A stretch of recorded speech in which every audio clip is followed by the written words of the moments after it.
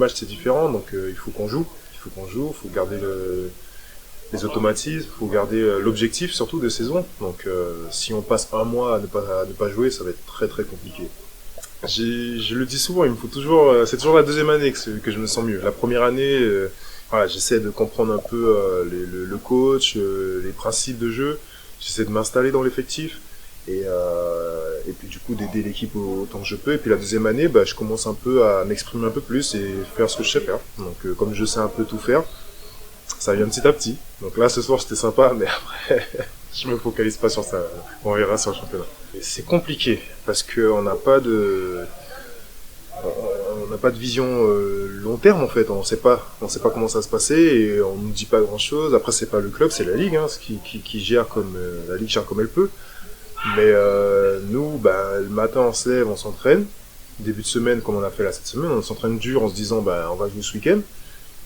Et puis finalement non. Après on se dit bon, on va jouer Dijon. Et puis finalement non. Donc en fait c'est pour ça que là de jouer, d'organiser des matchs amicaux, ça nous fait rester un peu dans la compétition, dans l'esprit de compétition. Mais là sur le championnat c'est très compliqué. Mais je pense que c'est beaucoup d'équipes sont comme ça. Mais en tant que joueur c'est très compliqué de se lever le matin.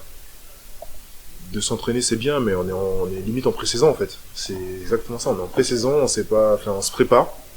Pourquoi on sait pas, mais on se prépare. Mais c'est dur. Donc il nous faut un peu plus d'informations sur comment les choses évoluent. Même si on reprend pas, c'est pas grave. Enfin, au moins qu'on sache ce qui se passe, parce que j'ai vraiment l'impression que dans cette histoire, alors tout le monde est focalisé sur le plan économique du sport, mais il y a les sportifs. Nous, on est là quoi. Enfin, chaque année on se donne, mais Leaders Cup annulé, Coupe de France, il y a des chances que ce soit annulé. Enfin, il y a tout qui s'annule.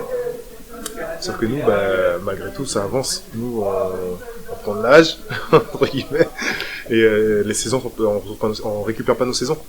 Donc, on aimerait bien, voilà, savoir un peu où on va, ce qui se prépare et comment. Et on sera peut-être plus solidaire entre clubs, entre joueurs et avec la ligue aussi, je pense. Là, pour le coup, ça ne nous touche pas à nous joueurs. C'est bien sûr, on aime le public, on l'adore, mais là, c'est vraiment nous joueurs, on est solidaires avec les clubs. Parce que là, c'est vraiment le club, la santé du club, il est question de la santé du club. Donc du coup, jouer à huis clos, c'est un manque à gagner, et puis bah, c'est aussi le lien avec les fans en fait. Donc du coup, il faut pas perdre tout ça, et c'est compliqué. Alors on nous dit que les matchs vont être télévisés, bah oui, d'accord, mais c'est cette proximité avec le public, avec la ville qui est importante. Nous, joueurs, bah, on va jouer à huis clos s'il faut jouer à huis clos, on va jouer en salle pleine s'il faut jouer en salle pleine. Nous, notre job, c'est de jouer et de progresser match après match et de faire notre mieux sur le terrain. Mais là, pour le coup, c'est vraiment une question, c'est pour le club, la survie du club, parce que là encore, à Rouen, je pense que ça va financièrement.